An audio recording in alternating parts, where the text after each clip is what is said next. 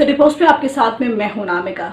जदयू अब mission 4 state की तैयारी में अपने को आगे बढ़ाएगा। जी हां, इससे मतलब ये है कि न्यूनतम 4 राज्यों में पार्टी को चुनाव आयोग से मान्यता चाहिए।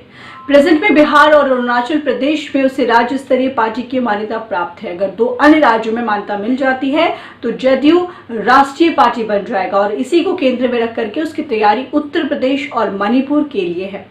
निर्वाचन आयोग से किसी राज्य में राजनीतिक दल की मान्यता के लिए जरूरी है कि 30 विधायकों में से उस पार्टी का एक विधायक हो। इसी तरह 20 सांसद पर एक सांसद होना चाहिए और इस औसत को पूरा करने वाले राजनीतिक दल को उस राज्य में मान्यता प्राप्त हो जाती है। इस तरह अगर 4 राज्यों में से किसी पार्टी को मान्यता मिलती है तो वो राष्ट्रीय पार्टी का दर्जा जो है वो पा जाती है।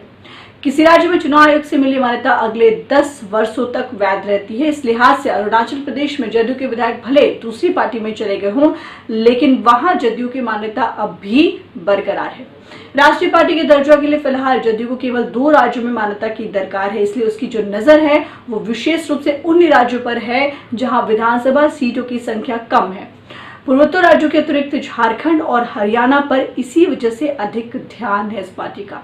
तो देखिए, अब पार्टी जो है अंतर जो कलह चल रही थी उससे कहीं ना कहीं बाहर निकल करके अब एक्चुअल राजनीतिक काम जो है वो करना शुरू कर रही है। फिलहाल इस पर इतना ही। नामिका को दीजिए इजाजत। नमस्कार।